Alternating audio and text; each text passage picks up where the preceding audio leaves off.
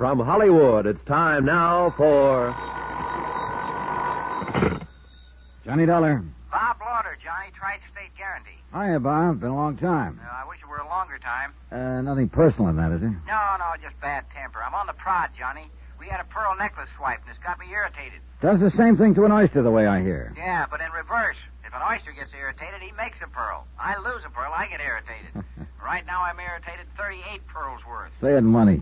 20,000 clams. Ever hear of Smiley Pearl? Smiley Pearl. Oh, sure. Small-time jewel thief. Couple of raps. Haven't heard of him lately, though. Well, you're here now. He phoned us from Ohio an hour ago. Says he's got the necklace and wants to talk a deal. Who's your client? Girl named Melba Crane, a real snooty-tooty, the way I get it. Owns a town or something.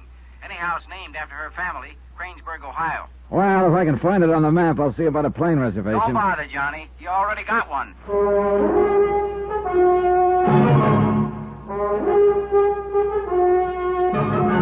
Tonight and every weekday night, Bob Bailey in the transcribed adventures of the man with the action-packed expense account, America's fabulous freelance insurance investigator. Yours truly, Johnny Dollar.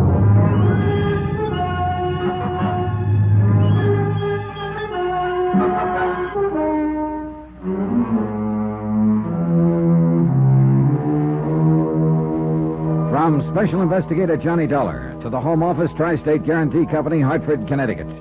The following is an accounting of expenditures during my investigation of the Cranesburg matter.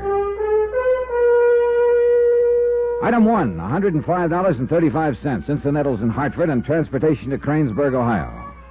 I checked into the hotel, the Crane Hotel, incidentally, and per instructions, waited for contact by one Smiley Pearl jewel thief. That Crane name was beginning to run out of my ears, so for the moment at least, I postponed calling on the family itself. As it happened, though, the family came to me, or at any rate, one of them did. Come in. My name is Phineas Crane, Mr. Dollar. May I... Oh, sure. Come on in, Mr. Crane. Thank you, sir. You're related to Miss Melba Crane? Melba is my niece. And the necklace belonged to her? That is correct. It was her own personal property, not a part of any family holding. Oh, I see. Well, sit down, won't you, Mr. Crane? Oh, well, thank you. Thank you very much. Just who constitutes the family you mentioned? Well, as a matter of fact, Mr. Dollar, only Melba and myself now. We're the last remaining survivors. Now I see you're unpacking, sir. But you just go right ahead and forgive my intrusion. Well, yeah, you did catch me a little by surprise.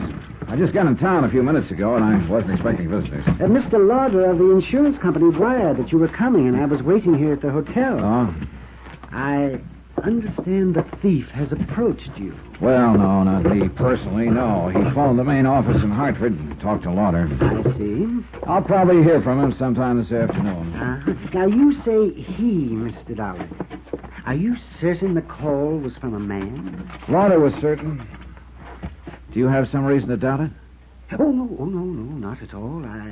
I just wondered. The name he gave is a known jewel thief. Several previous convictions. Smiley Pearl. Yes, is that? Oh, and the call was made from here in Cranesburg. Yeah, that's right. Is that? Well, that's very remarkable. Why so? Well, this is quite a small... No doubt noticed. Now, a stranger would draw attention. And be somewhat conspicuous. Oh, not necessarily. Smiley may have come here some time ago to establish himself. You may even have met him, Mr. Crane. Oh, no. I'm quite sure that it's utterly impossible. Did Lauder wire you a description? No, of course not. Then how can you be so sure? Well, I just haven't met any strangers in the last few months. Not a one. Oh, I see. Well, I am now at home. Can I order you up something from the bar, Mr. Crane? No, thank you. No, I really have to run on. I only stopped in for a minute. Did you have anything special in mind? Oh, no, nothing at all. I don't believe you, Mr. Crane. I beg your pardon, sir? Well, I just don't believe you. Care for a cigarette? Oh, no, thank you. I never smoked. And I must say I fail to understand your implication. You understand it all right. Mr. Dollar, I'm afraid... Now, what is it, Mr. Crane? Is there something phony about the loss of that necklace? Certainly not. Then what's up? I merely came here to offer my help. And Melba's, too, of course. I wanted you to know that we'll be glad to cooperate fully in any action you may choose to take. That's very generous of you. And your niece. My niece? Well, she's a very remarkable girl, Melba is. Oh? Yeah, she's a trifle headstrong at times, of course. Not always inclined to use the best judgment. Uh-huh. How has she shown this lack of judgment, Mr. Crane? Oh, there's nothing specific at all, but I did want you... I did want to see you before you talk to her. You understand? And let you know kind of what to expect, as you might say. Well, naturally, she's very upset over the loss of her necklace. I imagine. You don't have any hope, I suppose, of recovering it? Well, as a matter of fact, I have a lot of hope of recovering it. Possibly within 24 hours. Oh, I see. Oh, well, no. Certainly Melba would be very happy to hear that. It was an engagement gift, you understand, from her fiancé, Dean Sellers, his name. Oh, yeah, she was quite broken up when it was stolen. Well, a $20,000 necklace is a pretty fair loss. Now, Mr. Crane... Oh, it's not the intrinsic value at all, Mr. Dow. No, I suppose not, since that part of it is covered by the insurance. Yeah, oh, yes, quite so. But I was referring to the sentimental attachment, you understand. Oh, naturally. And, of course, to the sheer beauty. Oh, it was lovely, Mr. Van. You've seen the necklace, I suppose. No, but I've got photographs of it. Oh, yes, of course, yes, from the insurance company. Yeah, it's quite an unusual ornament, with each pearl set individually in a platinum mounting. And the whole thing is... Oh, pardon me. Johnny Dollar. This is you-know-who, Mr. Dollar. Is it all right to talk? Yeah, go ahead, shoot. All right. You know where the Green Line bar is? I'll find it. Well, meet me there then in hour and a half. Check. And I won't have it on me, Dollar, so don't go smarty pants on me or you'll be holding the sack. I just want you and me, you understand? No cops, huh? I've been in this game a long time, Chum. Yeah, that's what I'm counting on, so I'll see you later. That was the thief, I presume? So he says. Well, I've got to be running along now. If there's anything I can do... Well, you Mr. can Dollar... finish what you were saying about your niece, if you will. Oh, no. There was nothing, really. Not at all. I see. It's just that Melba is a bit too, impulsive at times. Oh. Headstrong, you know. She's young and she's foolish, but she never means any actual harm by it. No, not really, she doesn't. Now, I'm sure you understand that, Mr. Dollar. So, a good day, sir.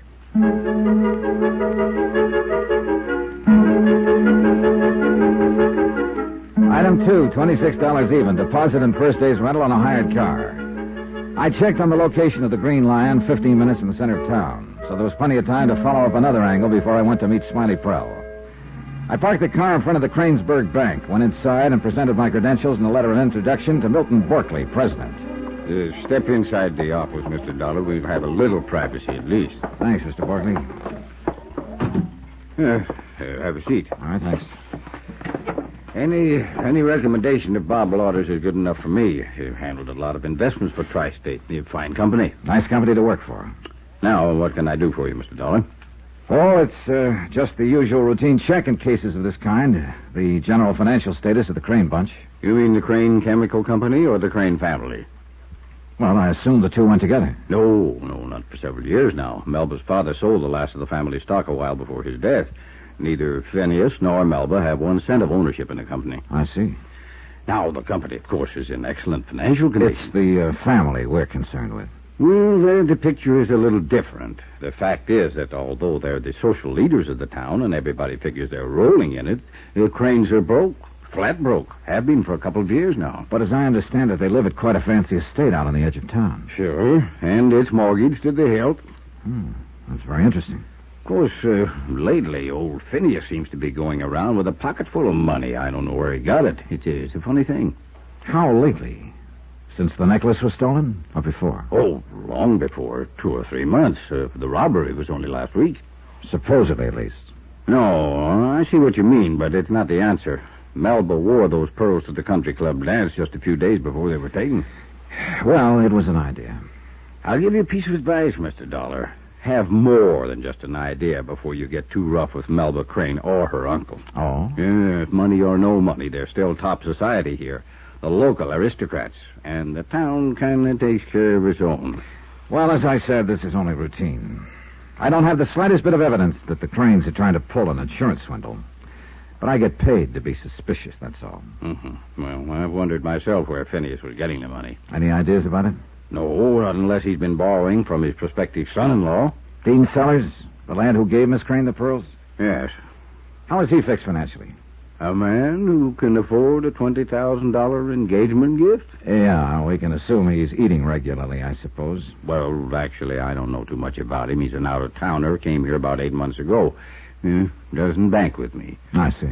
But I will tell you one thing. If he doesn't have money now, he certainly will have before long. He's a go-getter, that boy. Yeah, he must be. Here 8 months and engaged to the town belle. Oh, he's a whirlwind. Keeps 6 or 8 projects going all at once. For instance? Real estate, business promotion, one thing and another. So busy, he even had to postpone the wedding. They were supposed to get hitched 3 weeks ago. Of course, I hear that may be due to, Due to what?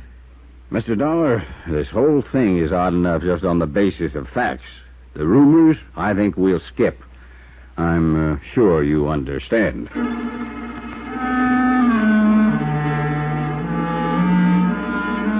That was the second time I was supposed to, quote, understand, unquote.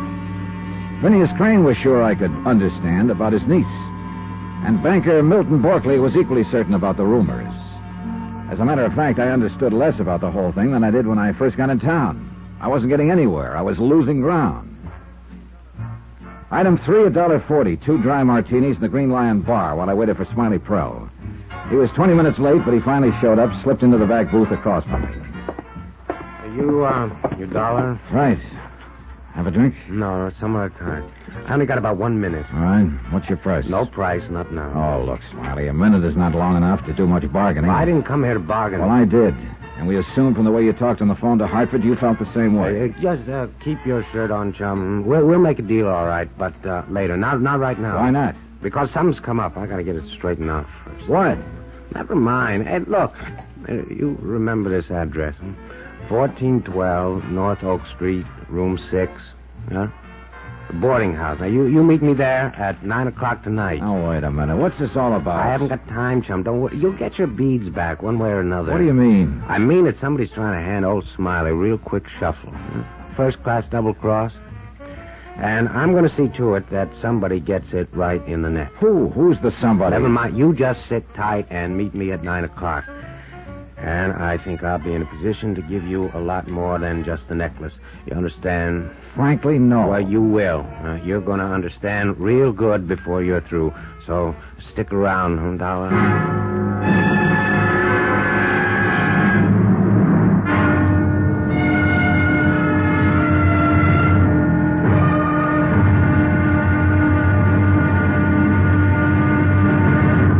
Now, here's our star to tell you about tomorrow's episode of this week's story. Tomorrow, when somebody kisses the wrong somebody, and somebody gets burnt up over it, and then a gun is found in the ashes, man, it's murder. Join us, won't you? Yours truly, Johnny Dollar.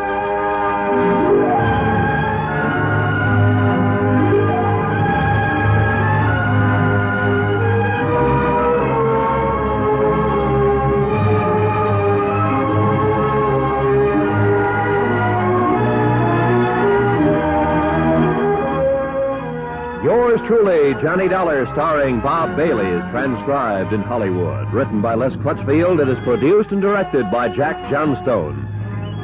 Be sure to join us tomorrow night, same time and station, for the next exciting episode of Yours truly, Johnny Dollar.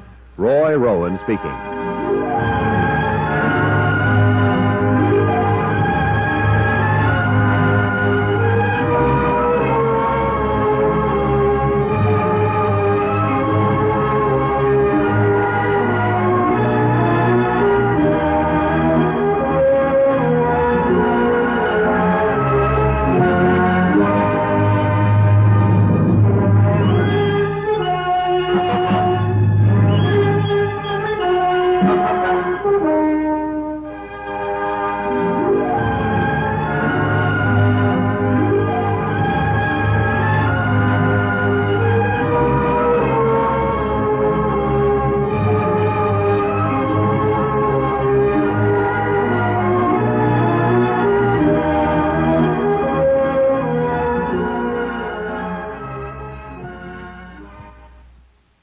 From Hollywood, it's time now for...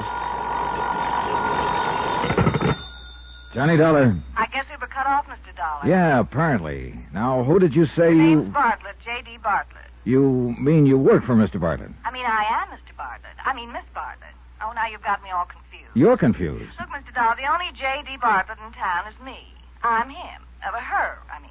Now, you see what you've done? I'll never forgive myself. Well, anyway, I'm the tri-state guarantee agent here in Cranesburg, and it seems the least you could have done was to look me up. Well, give me time. I just got in town. You had time to rush out there to that South Side bar and start lushing it up. I came out here to this joint to talk to a jewel thief. You what? Jewel thief? It's the guy who phoned Hartford and offered to make a deal on the Crane necklace. He claims he's the one who stole it, that for a slight consideration I can get it back. And what do you think? I think I've walked in on the nuttiest case in the month of Sundays. Hey, look, he's waiting for me at the bar. Suppose I drop by later and... Are you sure J.D. Bartlett is a woman? You're the first man who ever doubted it. I'll see you later, Mr. Dollar.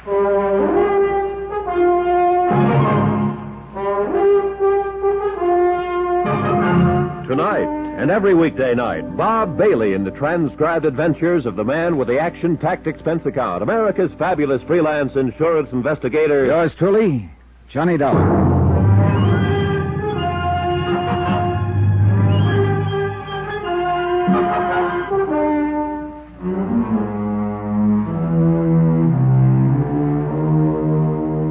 From Special Investigator Johnny Dollar to the Home Office Tri-State Guarantee Company, Hartford, Connecticut. The following is an accounting of expenditures during my investigation of the Cranesburg matter. Expense account continued.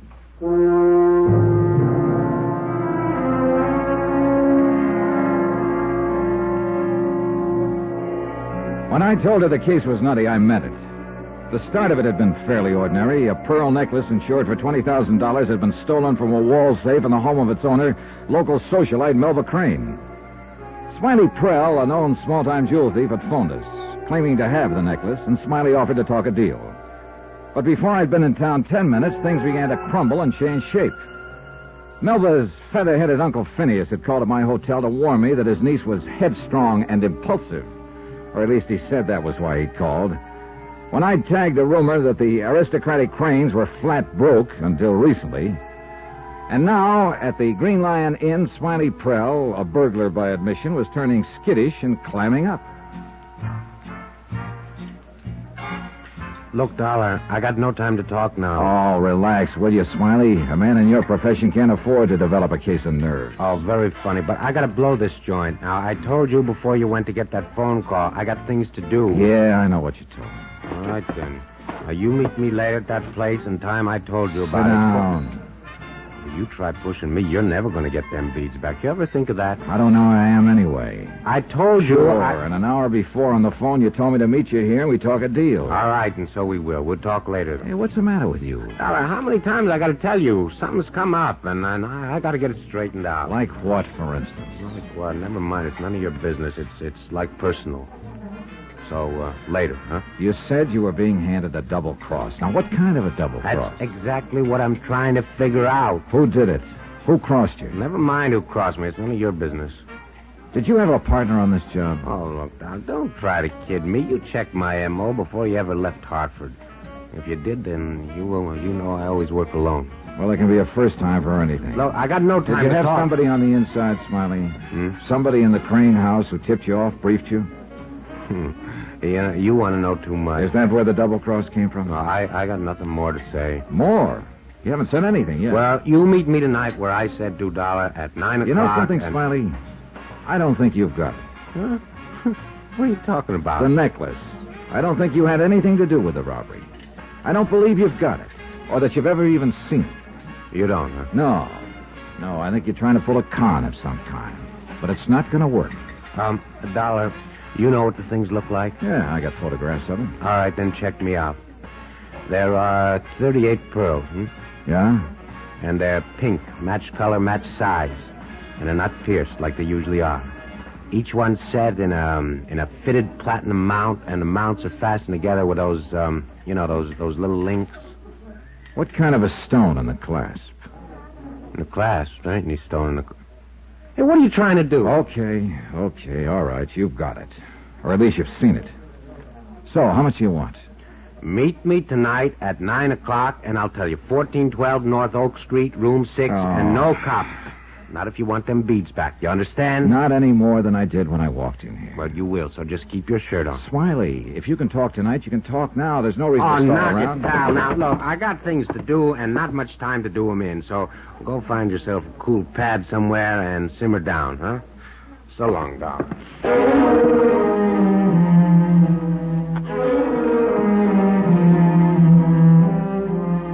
Item 4, $275. I was stuck with the check, naturally.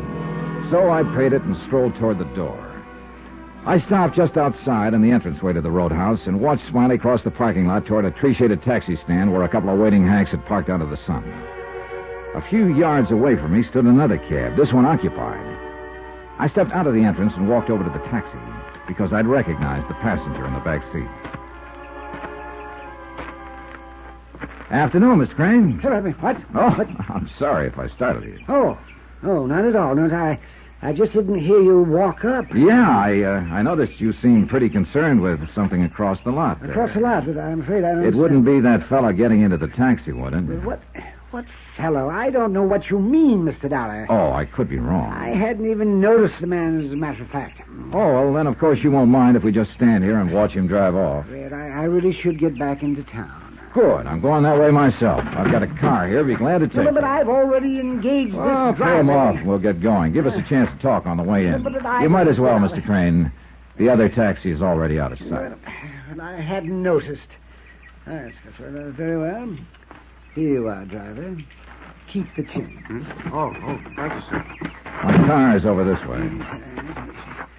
I'm afraid there may be a misunderstanding of some sort, Mr. Dollar. Oh?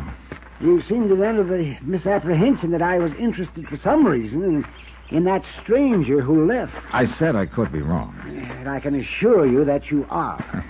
Here's the car. Now, to the best of my knowledge, I have never seen the man before in my life. Well, there'll be days like that sometimes. What's that? A colloquialism of the common man, Mr. Crane.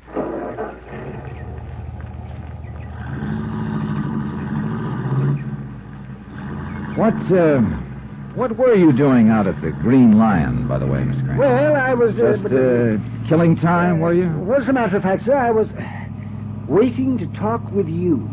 Well, you don't say. Yes, I was afraid I may have left a wrong impression when I talked with you at your hotel earlier today. In what way, Mr. Crane? But I mean about my niece, Melba. Well, you said she was headstrong, impulsive. Oh, yes, but not a bit more so than any other normal, average girl, Mr. Dollar. Oh, I see. I don't really know why I considered it so important at the time. I must have been a little upset. Yeah, well, that's understandable. You don't have a jewel robbery in the family every day. In the family? I mean, stolen from the family. Yes. Apparently, we're both giving wrong impressions. Well, yes, I dare say we are.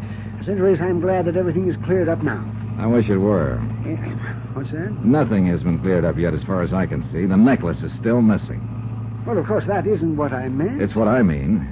It's the only reason I'm here in Cranesburg, to recover that necklace one way or another. Well, then what do you mean by one way or another? Either by tagging the thief and getting it back through police action, or if necessary, by making a deal. I just talked to the man who claims to be in possession of the pearls, as you know, of course, but he wasn't. I beg your pardon, sir, but I do not know, of course. Well, then let's say, may have guessed. You were in my hotel room when he phoned. You heard me arrange to meet him here. I didn't really pay much attention to that phone call. All right. Anyway, when I flew in here from Hartford, I expected this to be a cut-and-dried matter of routine. I'd meet Prell, make a quick deal to get the pearls back, and catch the next plane out. Only it's apparently not going to be that way. It isn't. Well, what do you mean by that? I mean, I've stumbled onto a whole nest full of question marks, and nothing seems to add up quite right. Prell, for one thing. I think he's got himself into a spot of some kind. His attitude doesn't make sense. And what else, Mr. Dollar? Little things. Rumors I've picked up around town. Hints. And, of course, the biggest question mark seems to be right close to home. Which one is that? You, Mr. Crane.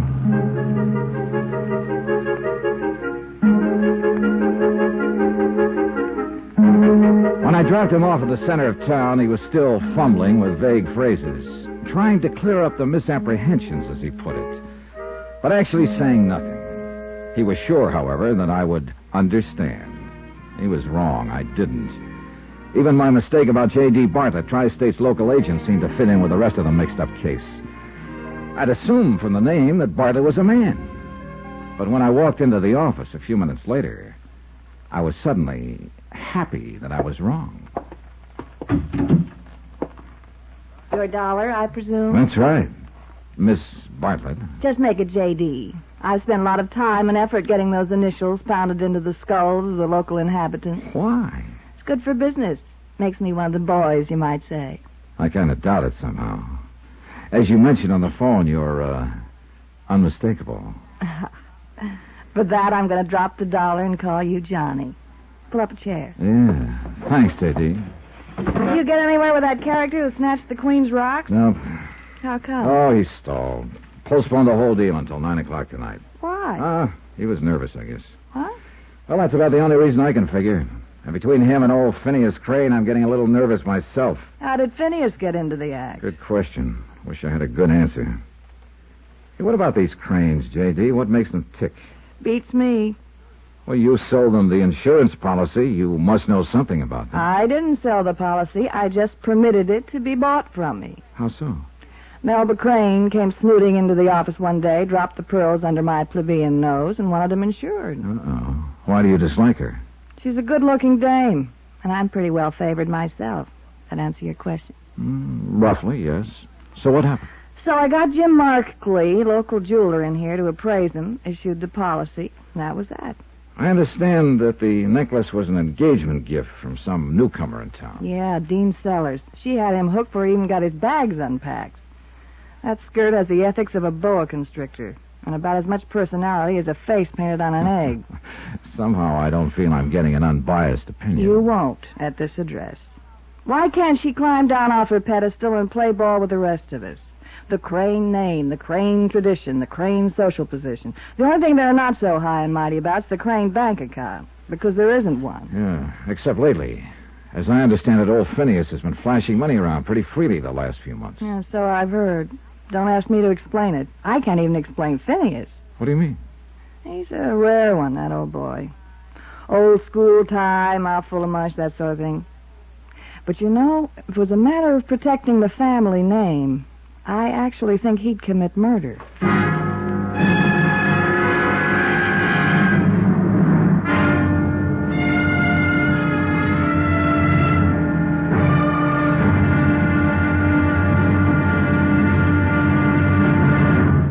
Now, here's our star to tell you about Monday's intriguing episode of this continuing story. Monday, a thief stalls for time, an old man lies desperately, and a strange girl whispers the dread word, murder. Join us, won't you? Yours truly, Johnny Dollar.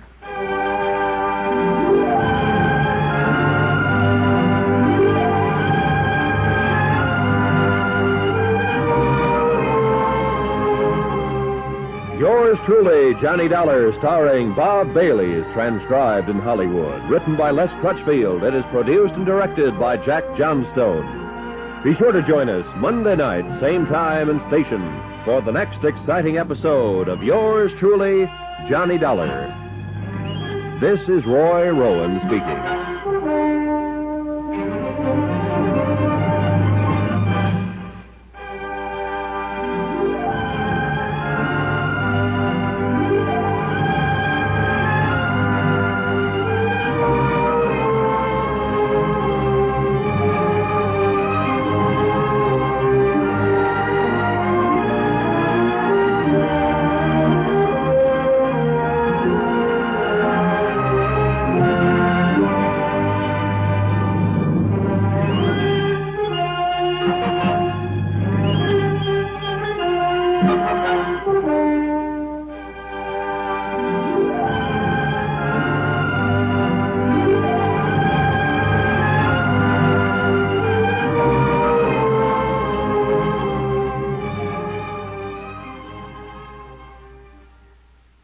From Hollywood, it's time now for...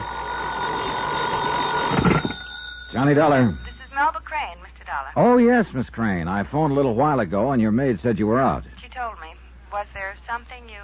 You've had a $20,000 pearl necklace stolen. I thought you might want to talk about it. I have talked about it. The local police were quite thorough, Mr. Dollar. Well, let's say there have been some new developments. Like what? That's what I want to see you about. I suppose you want to come out here. Oh, thank you. Will a half hour from now be convenient? Couldn't we talk about this over the phone? If 45 minutes will be better for you, I'll be glad to cooperate. You seem to be a very persistent man. I usually get what I go after. Know something, Mr. Dollar? What? So do I. Oh, then this might turn out to be interesting. See you in a half hour.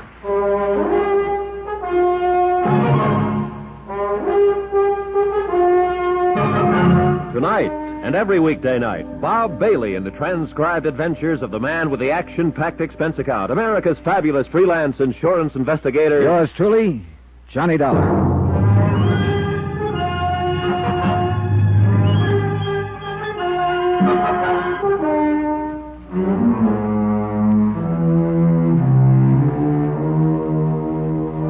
From Special Investigator Johnny Dollar, location Cranesburg, Ohio, to the Home Office Tri-State Guarantee Company, Hartford, Connecticut.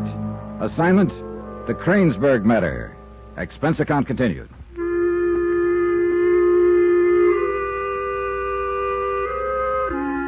Item, $20,000. The face value of the policy on a pearl necklace stolen 1 week ago from Miss Melba Crane, young socialite, one of the last two surviving members of the town's most aristocratic family. And, according to her own statement, a girl who always got what she went after. Well, I'd almost got what I'd gone after. I'd at least made contact with Smiley Prell, the jewel thief who'd phoned Hartford and offered a deal. But that was all. Smiley had clammed up, started to stall, and implied the whole thing was blowing up in his face. And now the victim herself was trying to stall. And on top of everything else, a storm was coming up. I left my hired car near the coach house and walked down a long arbor toward the entrance to the Crane mansion. It had been quite an estate once, still was, but the buildings needed a touch of paint here and there, and the gardens needed a gardener. Just a hint of wear and tear. It fit with what I'd learned at the bank. Though still tops in local society, Melba Crane and her Uncle Phineas were flat broke. I was reaching to ring the doorbell when I saw the couple in the sunroom, a man in a business suit and a girl in the maid's uniform, so busy with each other they didn't even notice me at first. It was an intensely romantic scene, and I started to feel like a peeping Tom. The girl was still a little red-faced when she answered the door a few seconds later. Good afternoon, sir. My name is Johnny Dollar. I'd like to see Miss... Dollar? You're the investigator about the robbery. Lauder must have wired everybody in town. Oh, I'm sorry, sir. I didn't mean to blurt it out that way. I found it interesting. You know we're going to get a little wet if that rain starts? Oh, won't you come in, Mr. Dollar? Thanks. You'll want to see Miss Crane, I imagine. Yes, I think she's expecting me. If you'll wait here, please. Oh, by the way, I didn't interrupt you, I hope. Interrupt? I'll tell her you're here, Mr. Dollar. Thanks. Bye, honey. See you later.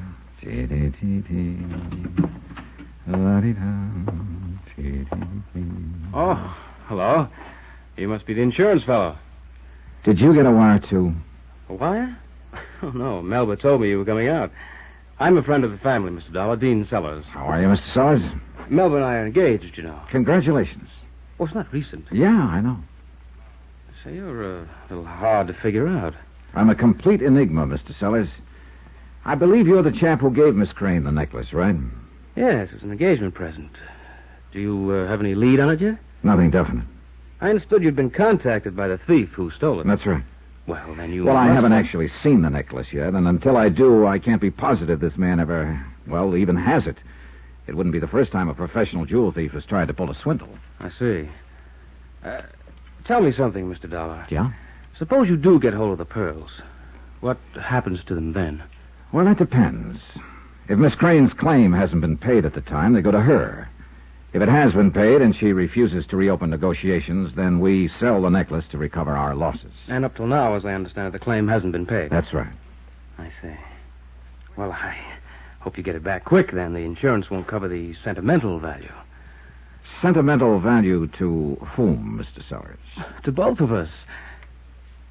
Oh, I know. I saw you outside the sunroom there. Strictly unintentional. What I mean is his appearances can be deceiving sometimes. I I wouldn't want you to misunderstand. Oh, I think I understand perfectly, Mr. Sellers. Good. Whether Miss Crane would or not may be something else again, though. Oh, Melba's very understanding. She must be. Well, I've got to run on. She'll be down in a minute. My office is in the Ridley building. Drop in if there's any way I can help. Thanks. I may just do that. Hello?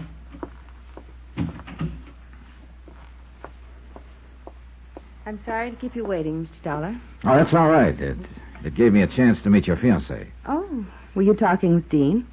We exchanged a few pleasantries. Isn't he a darling?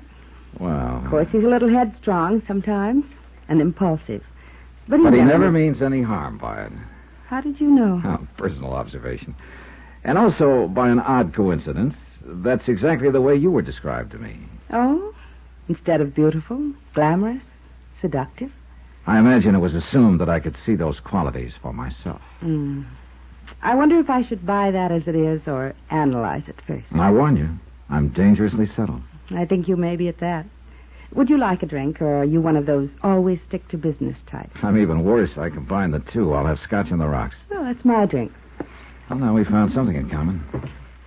We already had something. The robbery. Yeah, you want to talk about it? Why not? I want that necklace recovered as much as you do. Yes, I understand it has a high sentimental value. Who told you that? Your fiancé. Oh. Here's your drink. Thanks. To pearls, the frozen tears from the eyes of Allah. A poetic cop. More cynical than poetic. The man I heard call them that had just knifed a British colonial administrator and blown up a sampan with 6 Chinese fishermen aboard. Why? 9 pearls. He wanted them. There were 38 in that necklace of yours. This man, did he get away with it? Not exactly. He was shot to death on the Hong Kong waterfront. Now, this is good scotch. It is? Another thing, Miss Crane. I am not a cop, poetic or otherwise. It amounts to the same thing, doesn't it? Well, in some ways. I'm not professionally concerned with identifying and capturing criminals and bringing them to justice. My obligations on that score are no more nor less than those of any other private citizen. So? So I'm hired by the insurance company to protect their interests. Usually that involves trying to recover stolen property or looking for evidence of insurance fraud. I'm afraid I don't quite... Sometimes I make deals, Miss Crane. Meaning exactly what? Meaning that if somebody should start something and get in over their head, I might listen to reason, try to work something out. A cop wouldn't. He's not permitted to.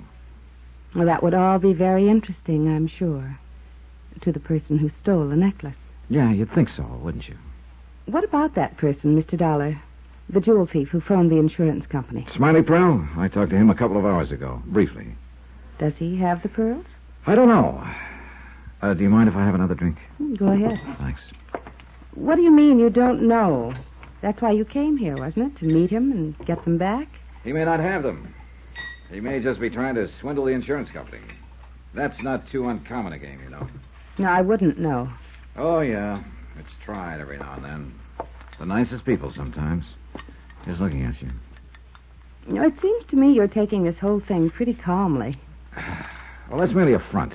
Inside, I'm a seething volcano. Now, look... Hey, tell me something. Why did you postpone your wedding? I didn't.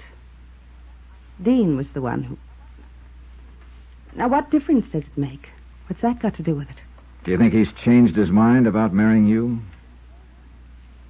Suppose we leave Mr. Sellers out of it. Can't. He's already in it. He's the one who gave you the necklace in the first place, an engagement gift.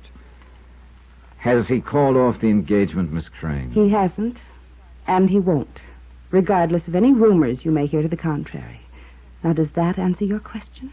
More or less. Then suppose we leave my personal life alone and talk about the robbery. That is, if you're at all interested in it. Where is the safe, Miss Crane? Safe? Oh, that the necklace was in.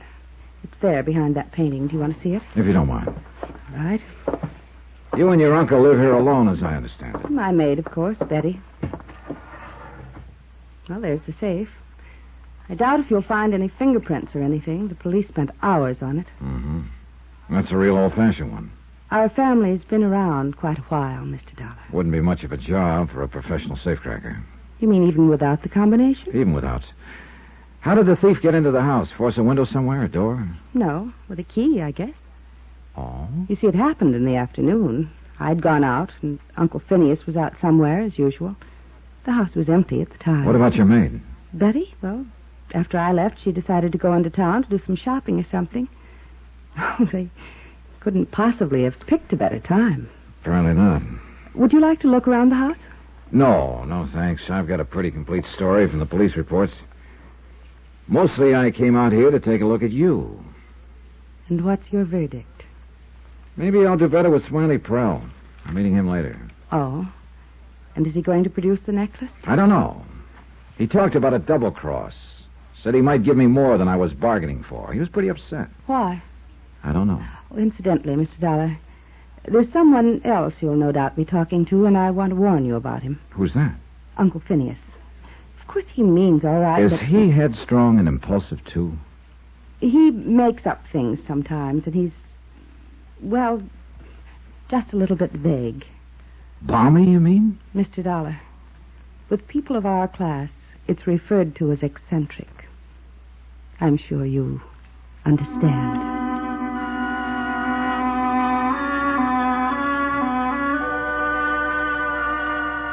I left the house filled with understanding and with some brand new questions about the Cranes that needed still more understanding. The lowering storm clouds had brought an early dusk, and it was nearly dark when I reached to open the door of my car. Then suddenly I caught a flash of white at the corner of the coach house. Somebody had seen me and tried to duck out of sight. I walked quickly across the driveway and moved quietly up to the corner of the building. How are you, Betty? Mr. Dollar. Can I help you with that? No. I mean, I was just going to burn some trash. Well, let me put it in the incinerator for you. Here. No, please. Sure you sorted these papers? There seems to be something heavy here. Let me have it, please. You won't understand. Why, Miss Crane thought I was very understanding. You'd better run on. She sounds impatient. I'll take care of this. No, please. You'll only... Oh! I watched her disappear into the shadows, running toward the house. Then I unwrapped the package she'd been trying to hide in the incinerator. It was a .32 caliber revolver, and one chamber had been fired. Recently.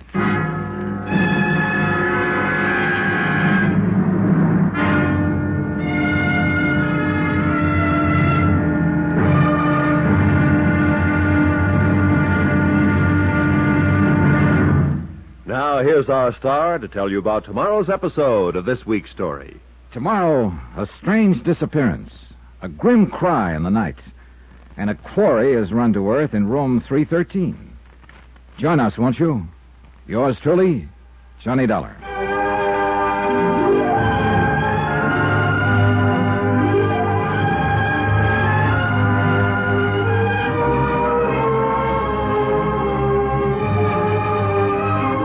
Yours truly, Johnny Dollar, starring Bob Bailey, is transcribed in Hollywood.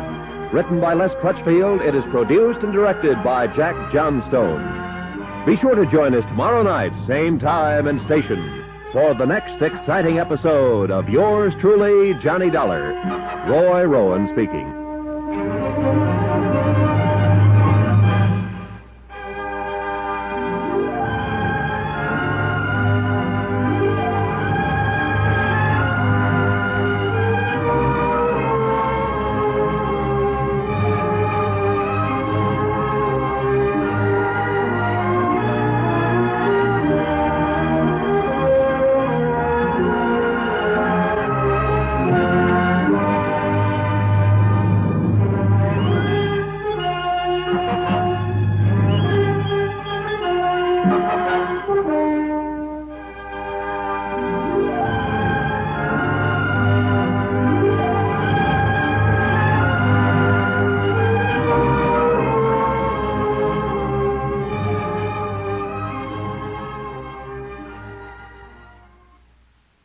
From Hollywood, it's time now for... Johnny Dollar. This is Betty, Mr. Dollar. Betty... Miss Crane's maid. I'm the one who... Well... Oh, yeah. What can I do for you, Betty? Have you told anyone about it? The gun? No, not yet. Oh, thank heaven. Do you still have it? What do you think I'd do? Bury it somewhere? Look, Mr. Dollar. No, you look. Somebody's used this gun, used it recently. Who was it? You? No, I never saw it before. Then why were you trying to hide it in the incinerator? I was scared. I didn't know what I was doing. Is it your gun? I found Where? it. Please. Is it tied in with the theft of Miss Crane's necklace? I don't know anything about it, about anything. I just know I'm in trouble. You've got to help me, Mr. Dollar. Please.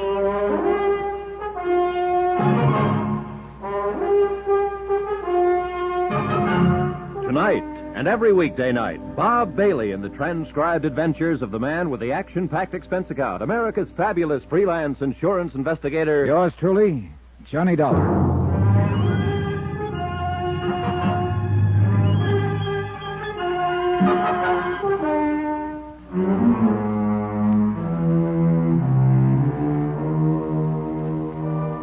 From Special Investigator Johnny Dollar, location Cranesburg, Ohio. To the Home Office Tri-State Guarantee Company, Hartford, Connecticut. Assignment, the Crane Matter. Expense account continued. Item 7, $3.10 for a bad steak and worse coffee in the hotel dining room. But it didn't matter much. I had to rush it anyway, with one eye on my watch. I was meeting jewel thief Smiley Prell at his rooming house at 9 o'clock. And Melba Crane's maid Betty was coming here to the hotel at 10, providing she could slip away from the house. The schedule was tightening up on me, but I still hadn't seen hide nor hair of the stolen necklace.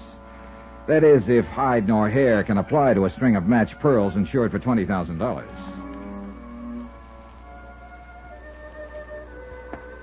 1412 North Oak Street was in a lost and forgotten corner of town, dark and nearly deserted at this hour of the evening. The rooming house, a ramshackle frame built flush to the sidewalk, seemed to wait for me, brooding in silence. There were no names on the letterboxes and no sign of an office. I tried the front door. It was open. Room 6 was the number Smiley had given me. I walked down the long hall, studying the numbers on the doors with a dim light from a single bulb at the far end. 4, 5, 6. I heard the barest hint of movement behind the door, then silence. I reached down quietly and turned the knob. The door was unlocked. I took a deep breath and then went in fast. Oh, what the devil? Take it easy, Mac. All right, hold it now till I find the light switch. Well, I'll be. Mr. Dollar. Aren't you a little out of your territory, Mr. Crane? I don't know what you mean. Sit down before you shake your teeth loose. I beg your pardon, sir. Don't mention it. If I may remind you who you're talking to. You don't have to remind me. You're Phineas P. Crane, uncle of Miss Melba Crane, who had a pearl necklace stolen from her. You're one of the last 2 surviving members of the Crane family who founded Cranesburg. Mr. Dollar, And I have just caught you prowling the room of a known professional jewel thief. Now sit down. I can explain this, sir. Yeah, I hope so. I suppose our host isn't home. There's no one else here. Was the door unlocked? Or were you equipped with a set of keys? I beg your pardon. Again? You're the most polite burglar I've ever tagged. This is not the way it seems, I assure you. All right, now you've assured me. Convince me. I came to ask some questions of the gentleman who lives here. Do you know him? Certainly not. It's hardly likely that I'd be acquainted with a person of his type. Oh, I don't know. He's a jewel thief. Your niece had a necklace stolen 10 days ago. It kind of adds up in a way. Oh, well, now, are you accusing me of complicity? I'm not accusing you of anything. I'm just trying to find out what you were doing hiding here in Smiley Prell's room. I came here to talk to him. What about? But the reasons are personal, Mr. Dollar. Then you did know him? No, I knew he lived here. Because I followed him one day. I didn't know his name. I didn't know he was a jewel thief until you said so just a moment ago. I know. This seems rather odd. Yeah, well, that's one way of putting it. Now, you'd understand if I were in a position to explain. It might be a good idea if you got in that position, in view of the circumstances. I simply cannot. And I do not believe your capacity is such that you can force me to. You're quite right. But the police might handle it somewhat differently. Oh, I doubt it very much. My grandfather founded this town. Yes, they remember that here. A matter of pulling rank, huh? Oh, I think they'd lean toward believing any reasonable story that I might give them.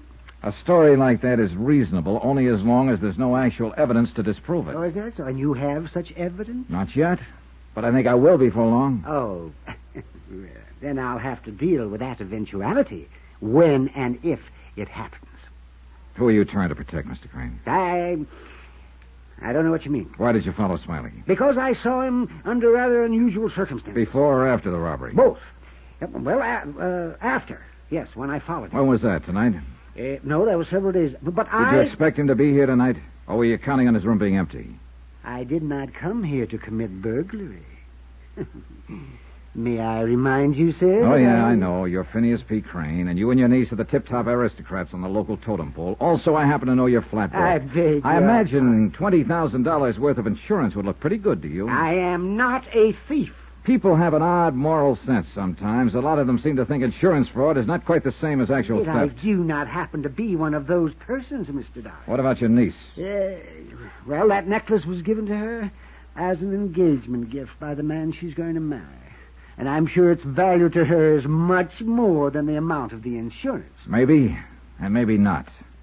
You did tell me this afternoon that she's headstrong, impulsive. Oh, yes, but I did not mean to imply, sir. All right, Mr. Crane.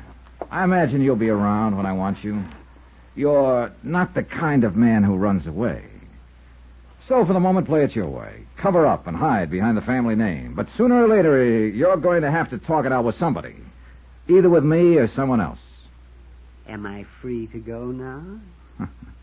Sure. Sure, as far as I'm concerned.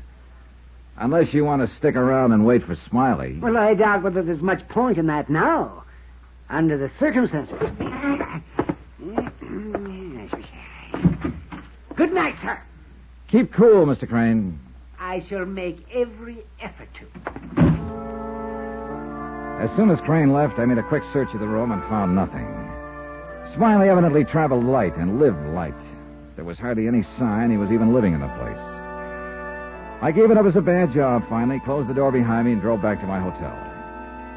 I was starting to see a faint gleam of daylight in the case, but I couldn't quite figure how Phineas Crane fit into it. And unfortunately, I was in no position to push him very hard, since technically I had no more right in that room than he did. But all of my theories fell apart when I walked through the door of my hotel room. Come right in, son. Have a seat. Thanks. One of us could be in the wrong room, of course. Not if your name's Dollar. Oh, I wasn't questioning my presence, Mr. You know a fella named Smiley Prell? Well, I know who he is. Got business with him, have you? Maybe. Do I, have any with you? Well, my name's Durham, Mr. Dollar. Ed Durham. Oh, well, it's a little late, Mr. Durham, so if you don't mind. I'm chief of police here in Cranesburg. Oh. Well, maybe it's not as late as I thought. Found your name where this fella Prell had wrote it down, along with your room number here at the hotel. Careless of him. Kind of helpful, though. He a friend of yours? No, I'd hardly call him that. Oh, I don't see any point in holding out on you, Chief Durham. Here are my credentials. I'm an insurance investigator working on that Crane robbery. You don't say. Smiley Prell is a jewel thief, 2 previous convictions. He phoned the insurance company in Hartford and wanted to talk a deal. I flew in here this afternoon. Mm-hmm. Well, these seem to be in order, all right. Thanks. I had an appointment to meet Prell this evening at his rooming house at 9 o'clock, but he didn't show. Reckon he wasn't in much shape to, Mr. Dollar. Oh, what do you mean? Prell got himself shot 4 or 5 hours ago. Shot? Yeah. Real shot. Matter of fact, he's dead. Murdered? Kind of looks that way. Found him in a back alley behind the city park. Must have happened sometime this afternoon. You wouldn't know anything about it, would you, Mr. Dollar? I don't know. I might. You know what kind of a gun was used to kill him? .32 revolver, according to the boys in ballistics. Well, hold on to your hat. I may have it right here. Don't bother looking under the mattress, Mr. Dollar. What? I already found it. Yep, got it right here. You're pretty cagey, aren't you? Wasn't sure how to figure you. Reckon you're all right, though, or you'd have kept your mouth shut. Well, thanks. How'd you come by it? I took it away from Melba Crane's housemate, a girl named Betty. Yeah, I know who she is. It was sometime between 6:30 and 7 this evening. I caught her trying to hide it in the incinerator. You don't say. It's been fired, as you undoubtedly noticed. You might have a check through, but I don't imagine it's registered. It's registered, all right. Oh? We don't have many guns around here. I recognize this one right off. Belongs to Phineas Crane. What? Add up to anything, Mr. Dollar? Not the way I've been adding. Well, it's got me stumped, too. I don't suppose you found that necklace on Smiley Prell's body. No, not a sign of it. You figure then this murder's tied up some way with that robbery? What else is there to figure? What about these Cranes, Chief? Just who are they? What are they? Well, they're an old-line family. Just two of them left now, Phineas and Melba. Not as wealthy as they used to be, maybe. Milton Borkley at the bank told me the same thing. Funny thing about that, though. Lately, at least, old Phineas seems to have plenty of cash to jingle together. How lately? Now, not just since the robbery, if that's what you mean. It's longer than that. Last 4 or 5 months. Well, that checks, too, with what Borkley said. You got some idea they planned that robbery, Mr. Dollar? Oh, I don't know. I've got no evidence of it, if that's what you're asking. How do Phineas and Melba get along together? Well, they're kind of like royalty here, you know. They're pretty much to themselves. And if they do have any trouble, it's never heard outside the house. Uh-huh. What do you know about Melba's fiancé, this Dean Sellers? Well, he's been here about 8 months. Seems to be a pretty nice fellow. Civic leader and all that. Everybody in town thought it was just fine when they got engaged. Figured they was meant for each other. Well, he certainly goes in for lavish gifts. A necklace with 38 matched pearls is credit. Expecting somebody? Yeah, quiet. Who is it? Betty, let me in, Mr. Dollar. Oh, just a minute. She phoned earlier, wants the gun back. Maybe you'd better listen in from the bathroom there. Good idea. Let me get set. Okay, right.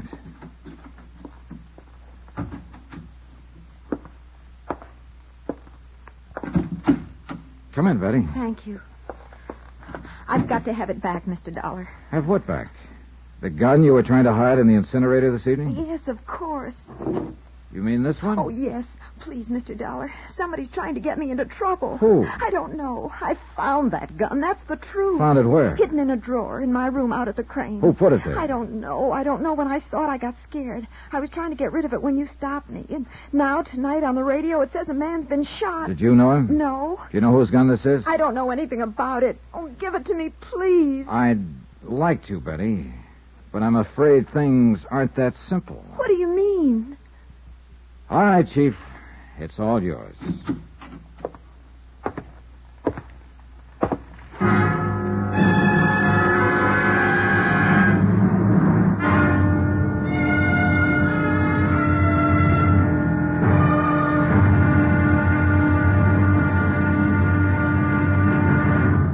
Now, here's our star to tell you about tomorrow's episode of this week's story. Tomorrow, a castle crumbles. Cupid goes to jail. And a lovely iceberg thaws a bit. Join us, won't you? Yours truly, Johnny Dollar. Yours truly, Johnny Dollar, starring Bob Bailey, is transcribed in Hollywood. Written by Les Crutchfield, it is produced and directed by Jack Johnstone. Be sure to join us tomorrow night, same time and station, for the next exciting episode of Yours truly, Johnny Dollar. Roy Rowan speaking.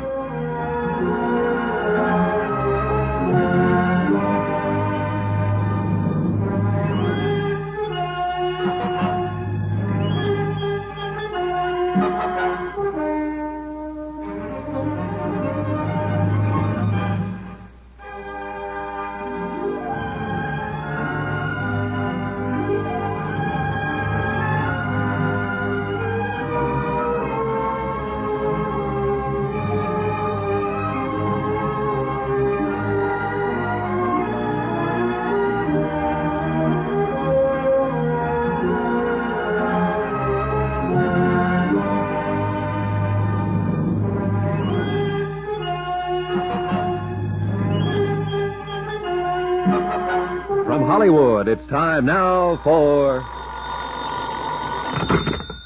Johnny Dollar. This is Dean Sellers, Mr. Dollar. You may recall meeting me this afternoon at... Yes, you're Miss Crane's fiancé. What's on your mind, Mr. Sellers? I'm downstairs in the hotel lobby.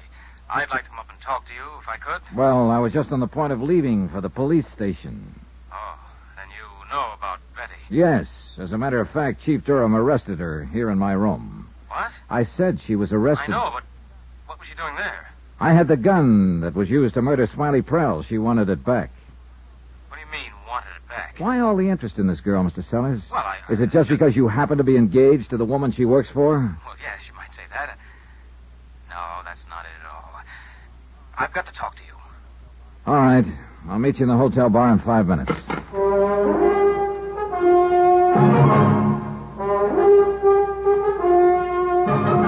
Tonight, and every weekday night, Bob Bailey in the transcribed adventures of the man with the action-packed expense account, America's fabulous freelance insurance investigator. Yours truly, Johnny Dollar.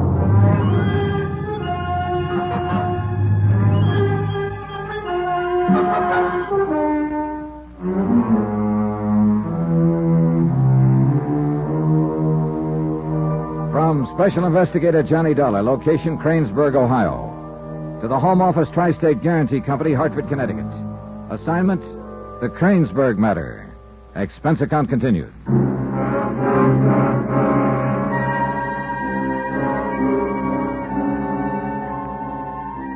Item 10, $2.75 for 3 brandies straight. 1 for me and 2 for Dean Sellers. Newcomer to Cranesburg, man about town, and fiancé of local socialite Melba Crane. The man who'd given her the pearl necklace that had been stolen from the safe in her home. It had supposedly been an engagement gift, yet now Sellers was flipping his lid because Melba's maid was in a jam. I remembered the scene in the Crane sunroom earlier in the afternoon, and Dean Sellers remembered it too. When you walked up on the porch at the Crane estate and saw Betty and me in each other's arms, you, I thought the obvious, naturally. Yeah, I figured as much. That's why I tried to cover up when I talked to you afterward. You didn't have to, Mr. Sellers. I kind of wrote it off as just another bachelor having a fling before he settled down. Yeah, that's the way I looked at it, at first. Mm-hmm. So? So, it didn't work out that way. How did it work out? I finally realized I was in love with Betty. I see. I know it may sound corny, but it happens to be true. Does Melba Crane know about it? No? Or at least I don't think she does. Well, what did she think when you broke off your engagement? Oh, I haven't actually broken it off. I just postponed it. I told her I was loaded with work and we'd have to wait a while. And she accepted that? She seemed to. Can't be sure about Melba, though. She's a cool one. Plays her cards close. Yeah, well, most women are pretty cool when they suspect somebody is poaching on their own private preserve. Well, she may have suspected, but I don't think she could have known anything for sure. Betty and I haven't always been as careless as we were this afternoon. Well, what about the pearls? Were you intending to ask Melba to give them back? I didn't really know what to do, Mr. Dollar. $20,000 is a lot of money. On the other hand, I gave them to her as an engagement gift. It seemed kind of rough to ask for them back after breaking the engagement on her. Do you think she'd have returned them if you had asked her? Well, I suppose so. Of course, it didn't go that far. Before I could make up my mind what to do, the necklace was stolen. And this afternoon, the man who claimed he stole it was murdered. Betty had nothing to do with that. You could be prejudiced, Mr. Sellers. I know her, I tell you. How well? Well enough that I'm planning to marry her. That's what I mean. All right. But that doesn't mean I'm completely blind about her. Somebody's trying to frame that girl. Who, for instance? I don't know. And for what reason? I don't know that either. But I do know one thing. When she says she knows nothing about it, she's telling the truth. I admire loyalty myself, Mr. Sellers, but there are a lot of facts against her. What facts? As you probably know, when I caught her with that gun out at the Crane place and took it away from her, she was trying to hide it in the incinerator. All right. What's that prove? She'd found it hidden in the room and she was trying to get rid of it. Well, a lot of people, if they were innocent, might have gone to the police with it. She got scared, that's all. She lost her head. Maybe. But that's not all that's against her. There are other things, a kind of pattern. What things? That safe at the Crane house was open during the 1 hour of the day that everybody was out somewhere. Including Betty, if you remember. So she claims. And she probably was. I'm not saying she actually committed the theft. She couldn't have. No one except Melba and her uncle Phineas knows the combination to that safe. No. I think Smiley Prell actually did the job. An old-fashioned safe like that would be a cinch for a pro of his talents. Then how do you figure Betty is being involved? Smiley had to know when to do it. And he had to get into the house. There were no locks forced, so he must have had a key. So, of course, the maid must have helped him. Not necessarily, but it sure does add up. And then Smiley Prell was murdered, shot. Are you claiming she did that, too? She was in possession of the gun that killed him. She was caught trying to get rid of it. But why? Why would she kill him if they were in on it together? Well, as you mentioned a couple of minutes ago, $20,000 is a lot of money. Maybe she wanted a whole necklace, not a half of one. You don't know her, that's all. No, you're right. but I do know what the facts seem to point to. Circumstantial evidence, nothing else. True. And not only that, but it leaves you hanging right up in the air. What do you mean? That pearl necklace. Now, there's a fact for you to swallow. As I understand it, the police haven't found it. That's right. It wasn't on Prell's body. And they didn't find it on Betty. If she killed him to get it, where is it? I don't know. Well, if she's arraigned for this, the prosecuting attorney had better know. Because without it, he won't even have a case. I'm quite aware of that, Mr. Sellers.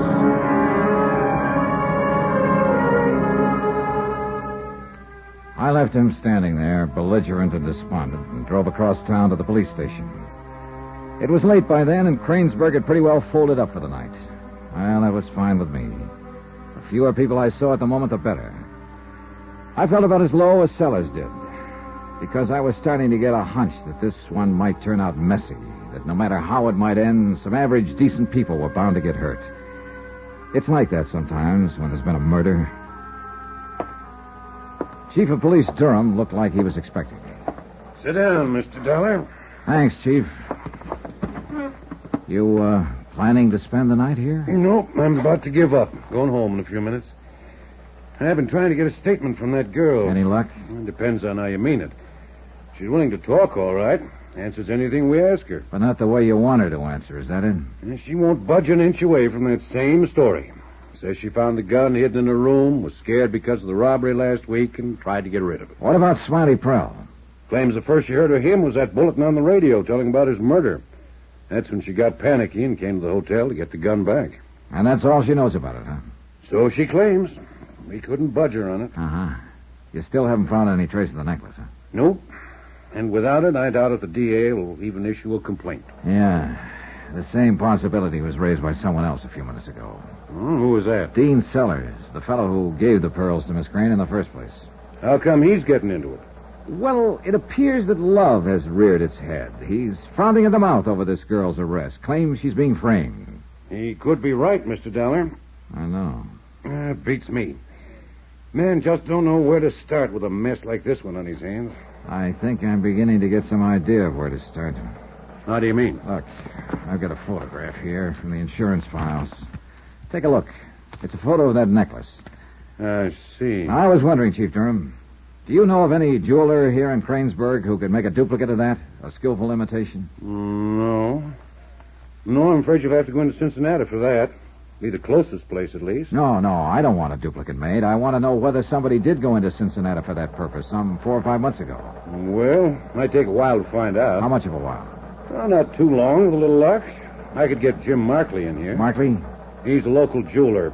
He could take this photograph and give them a technical description over the phone.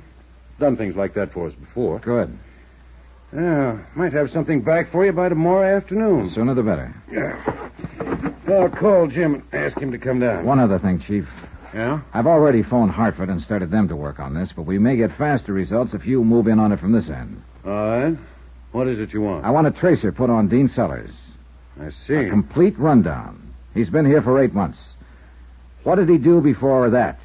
Where did he come from? Where did he get the necklace? Who are his friends? What's his financial status? Anything you can get. I don't quite see what you're aiming at, Mr. Dollar. I'm not quite sure I do.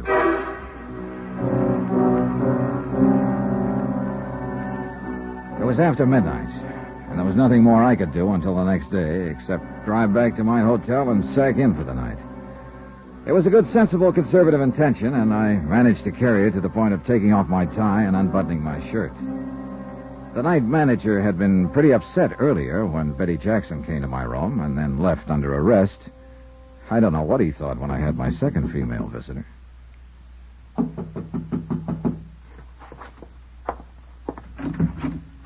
Well, good evening, Miss Crane. Could I have a word with you, Mr. Dollar? Sure, why not?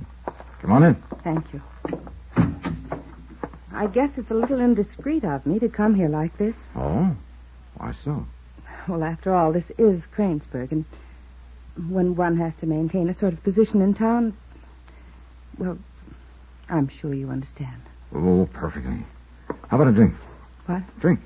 Drink.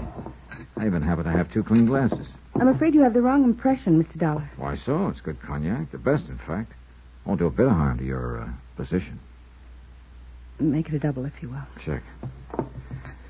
May I ask you what has happened to cause you to throw discretion to the winds in this mad fashion, Miss Crane? I felt there was something I ought to make clear to you concerning Dean, my fiancé. I see. Here you go. Thank you. I believe you talked to him this evening, didn't you?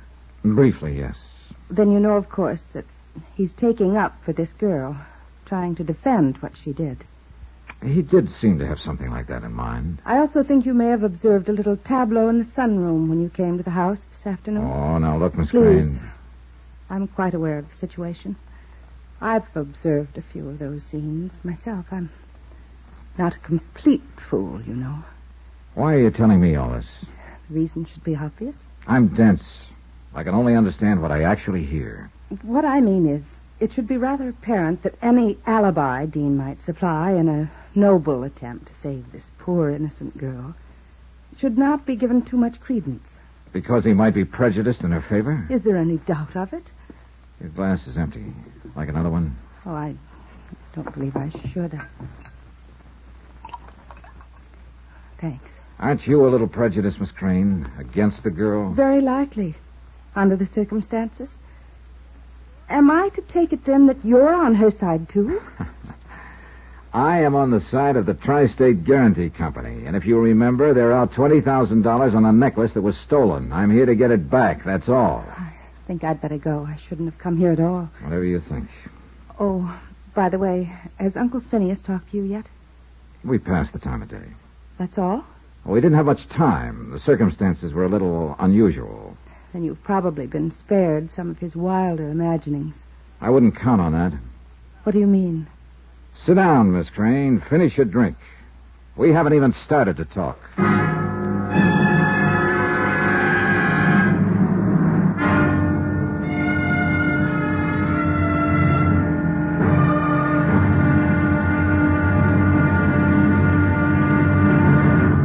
Now, here's our star to tell you about the final episode of this week's story. Tomorrow, a bomb drops. The timid run for cover. And all is not as it seems. Not even murder. Join us, won't you? Yours truly, Johnny Dollar.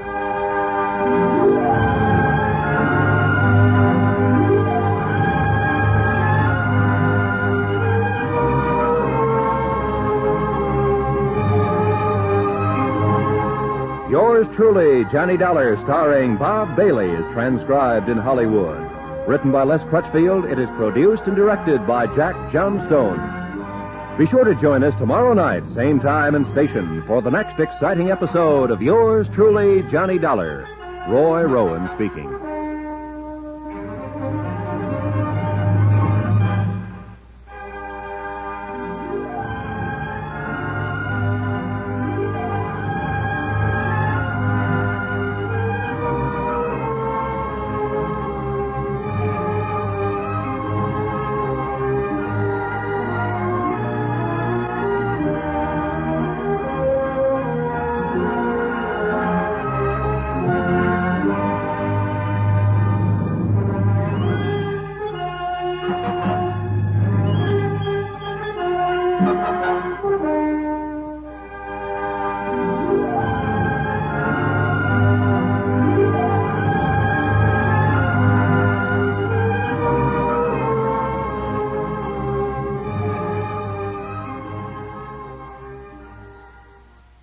From Hollywood, it's time now for Johnny Dollar. Good afternoon, sir. This is Phineas Crane. How are you, Mr. Crane? Highly perturbed, sir. Now, what's bothering you? My generation used to call it conscience. I want to talk to you, Mr. Dollar. Well, that's quite a change, isn't it, from your attitude last night? There have been a number of changes since last night. I can't bear the thought of that girl being imprisoned. She doesn't like it too much herself. All right, what's on your mind? I'd prefer not to discuss it over the telephone. Then you'll have to hold your horses. I'm waiting here for a call from Hartford and some information from the police. It might be the same information I'm ready to give you, sir. I don't think so. You should have talked last night, Mr. Crane. I might have been willing then to make a deal of some kind. And now? No deal. I can guess what happened to the necklace. And as far as the rest of it's concerned, I never make deals on murder.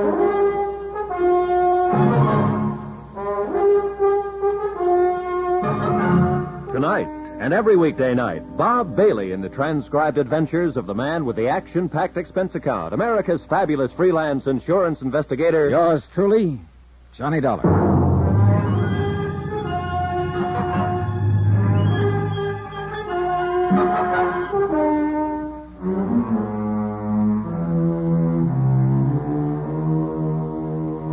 From Special Investigator Johnny Dollar, location Cranesburg, Ohio.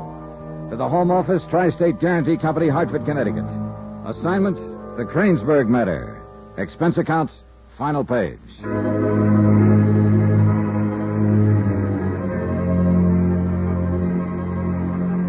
Item 13, $28.65. Phone calls to Cincinnati and Cleveland, and 2 prepaid calls to Hartford. The wheels were spinning now, and I spent most of the day just sitting back and waiting. Toward late afternoon, Police Chief Ed Durham phoned, then Hartford, and then Durham again. And finally, the 3 black bars dropped into place, and the payoff was jackpot. Item 14, $10.50, second day's rental on hired car. I left the hotel just before dark and drove out through the north edge of town to the Crane estate. When I'd gone out there the day before, I'd been mostly guessing, playing hunches. But this time I knew pretty much what I wanted and just how to go about getting it. I thought the place deserted as I walked up the long arbor from the carriage house. But as I stepped out onto the terrace, I realized I was wrong. Mr. Dollar, over here. In here, please. Hurry. Why all the secrecy, Mr. Crane? I wanted to talk to you alone. I rather doubted whether I would be able to if it were known that you were here. Able to or permitted to? Well, that's what I meant, sir. Permitted. Who would stop you, Mr. Crane? Well, that, you might say, is part of the story. The story I didn't tell you last night. Why not? Why didn't you tell me? I still thought then I might be able to save things. And you don't think so now? I'm afraid not. It's too late. You know too much about it now. What were you doing in Smiley Pearl's room when I found you last night? Looking for the necklace. I told you that. Did you know then he'd been murdered? No. I wouldn't have had the nerve to go there if I had. And there wouldn't be of any use of going. That's when I realized it was all over, when I heard Mr. Prell had been killed. Dishonesty is one thing, but murder is something else again. You're so right. Well, of course, it wasn't dishonest at first. It was all quite legal in the beginning. But not later. No, not later. I was against that. Not that I'm claiming any virtue for it. Probably it was just cowardice. Mr. Dollar, be as easy on her as you can. I'm afraid it won't be in my hands. I suppose not. These things are always done so impersonally by institutions created for that purpose. Rightfully, no doubt. But one occasionally wonders. There's something I wonder about sometimes, Mr. Crane. You refer to? Human greed. That's true. There's no real excuse for us, my niece and me. Reasons, yes. An inherited social position and way of life.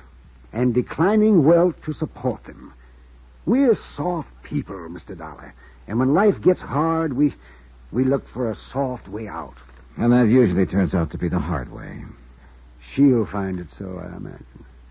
For me, it doesn't really matter anymore. How did you get onto Smiley Prell? How did you know he was the one who robbed your safe? Well, I was just guessing until you told me yesterday that he was a professional jewel thief and that he'd phoned the insurance company and claimed to have the necklace. But before that, when you were guessing, how did you know about him? What reason did you have to guess? I'd seen him hanging around the estate here twice, the week before the robbery and when I saw him again afterward, talking to his contact, I guess you'd call it. His employer fits the facts better. I suppose so.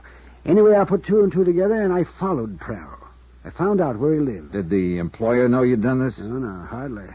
Or I doubt that I'd be sitting here talking to you. Oh, not that it matters, since you probably know more of the details than I do. All right, Uncle Phineas. That's quite enough. Melba. That was a very quiet entrance, Miss Crane. It wasn't intentional. I didn't know you were here until I heard voices. Uncle Phineas, would you mind leaving us alone? It's too late, my dear. I think time is about to run out on all of us. Aided a great deal, I presume, by some of your more senile imaginings. Mr. Dollar didn't really need any help. Please. Very well, my dear. I leave the two of you, then, to what I anticipate may be rather stormy. What were you doing? Pumping him? Trying to make him say things you could twist later and use against him? No, it was more a matter of humoring him, I'd say. What's the matter, Melba? A hangover from last night? I suppose you told him that, too. That I came to your hotel to see you. No, didn't seem relevant somehow. I see. Where's your fiancé? Dean? Sure. How many have you got? Mr. Sellers is in the billiard room. Why? What do you want with him? Oh, I need just a few more facts to fill out the picture. I think he can supply them, that's all. What facts? Why have you come here? Uncle Phineas invited me. What for? He said something about wanting to clear his conscience. His mind wanders. You know that. You can't rely on anything he says. I'm not. What about the girl they arrested? Your maid, Betty? Yes, Betty. If the police are satisfied she's guilty, why aren't you? Because I was hired to find a pearl necklace that was stolen from your safe. It was insured for $20,000, remember? And I haven't found it yet. Suppose I were to withdraw the insurance claim. It's a little too late. The police would want to know why. Why? Simply because I choose to. Because I don't want any more fuss about it. It's not a loss, actually. The necklace was a gift. Oh, yes, I know. An engagement present of great sentimental value from that wealthy young philanderer, Mr. Dean Sellers, who incidentally is broker than you are. What? Yep. Got a complete rundown on him from Hartford late this afternoon. I don't believe it. It's quite a shock, I imagine. You'd say anything just to help that girl get out of jail. Ah, you got me mixed up with Sellers, haven't you? He's the one who rallied to her defense. A cheap little flit. I hope they convict her. Do you really believe she's the reason Sellers broke off your engagement? It wasn't broken off. It was only postponed. Well, it's like I said, Melba. A lot of surprises. By the way, I'd like to search Betty's room if you don't mind. That's actually why I came out here. What for? That necklace. I was hired to recover it, remember? But if you think she's innocent, then why do you bother? How do you know what I think? I haven't really said, have I? No. That's true. That's quite true.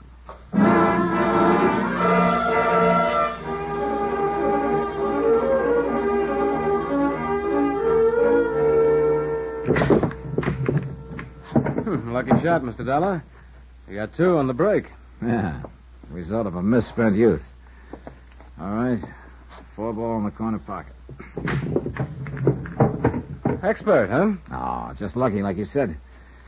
Oh, by the way, Mr. Sellers, you were right about Betty. She isn't guilty. She was being framed. I told you so. Yeah, she was just an innocent bystander, you might say. Even though I did find the necklace a few minutes ago, hidden in her room. You found it? Good. The Cranes, though, aren't quite so innocent. The Cranes? No. 9-ball on the far side pocket. What do you mean about the Cranes? They were broke, and they needed money to keep up a front. When you came to town and showed an interest in Melba, they figured you were the answer. Why, you're making Melba sound pretty cold-blooded, you know. Oh, there was no love lost. You were playing the same game. Huh? Sure, Sellers. That's the way you've always operated. Your last wife was a wealthy widow in Miami, Florida. You stayed with her for a year and a half and took her for $150,000. And all that was left of it when you came here was the $20,000 you had invested in the pearl necklace. That was your stake, and that's the way you used it, to convince Melba Crane you weren't a fortune hunter. 12-ball in the far corner. Dollar, where did you get all this information? Police records. Then about a month ago, you broke off your engagement with Melba Crane. Why? Because I was in love with Betty. You were playing Betty for a pigeon. You backed out because you'd finally discovered that the Cranes were flat broke. I wasn't after Melba's money. Sure you were. But you wanted to get out without losing your investment, that necklace. So you brought in Smiley Prell to steal it for you. I never saw Prell in my life. Uncle Phineas saw the two of you together a couple of days after the robbery. Well, he's lying. So Prell pulled the robbery. And then he told you the pearls he'd stolen were phony. You accused him of double-crossing you. He thought you were double-crossing him. Net result, he got sore and tried for a deal with the insurance company. That's why you killed him. Are you accusing me of murder? That's right, Sellers. 8-ball in the end pocket. Who else, Sellers? Betty wasn't in it, except that you tried to frame her. And both the Cranes knew the pearls were imitation. You were the only one who didn't. They weren't imitations. I paid $20,000 for that necklace. Not for this one. Melba sold the necklace a month after you gave it to her. They've been living on the money. She had this copy made in Cincinnati. Why, that cheap little crook. So the pearls you killed Smiley for and then planted upstairs in Betty's room are worth about $200 at the most. Something to think about, isn't it? That's right, Dollar. And so is this. That's a losing game, too, Sellers. It will be for you if you try to make a move. Shoot it out with the police? Is that your answer? If it comes to that. At least I know how to use a gun. Smiley Prell could tell you. Did you steal this one from Uncle Phineas, too? No. This one's my own. Now put down that pool cue and get your hands up. Slow and easy. When I go out of here... Dean, what are you doing with that? Thanks, Melba. What have you done, Mr. Dollar? Nothing. It's going to make him feel very happy for the next day or so. A pool cue makes a pretty handy weapon. Why? What was he doing with that gun? Surprise number one.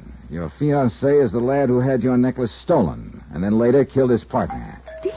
Oh, that's probably the chief of police. He was coming out to meet me. You want to let him in? Murder. And I was going to marry him. Yeah, I guess murder is a lot worse than fraud. What do you mean? You filed an insurance claim on a necklace you'd already sold. I imagine the company will want to prosecute. I didn't know what I was doing. You sure didn't, anywhere along the line. You were marrying Dean Sellers for the money he didn't have. And at the same time, he was trying to marry you for the money you didn't have. Too bad it didn't work out. You two were made for each other. The police are getting impatient, Miss Crane. Expense account item 15, $186.25. Incidentals in Cranesburg and transportation back to Hartford. Expense account total, $409.10. End of account, end of report. Under separate cover, I am forwarding one necklace consisting of 38 pearls, all imitation. Approximate value, $200. Along with my sincere condolences. Yours truly, Johnny Dollar.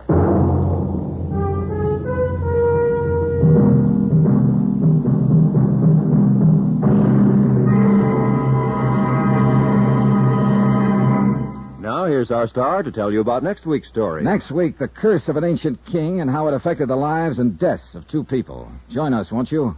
Yours truly, Johnny Dollar.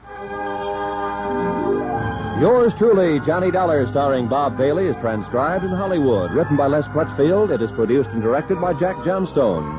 Heard in this week's cast were Howard McNair, Forrest Lewis, Paul Richards, Mary Jane Croft, Virginia Gregg, James McCallion, Shirley Mitchell, and Russ Thorson. Musical supervision by Amerigo Marino.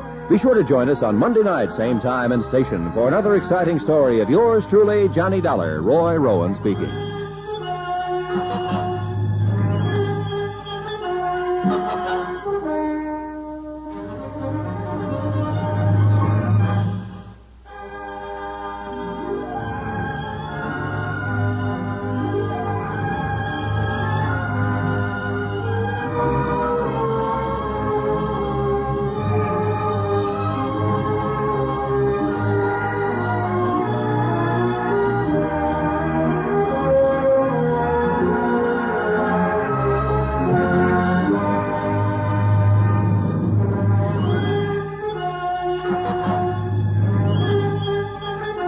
Thank you.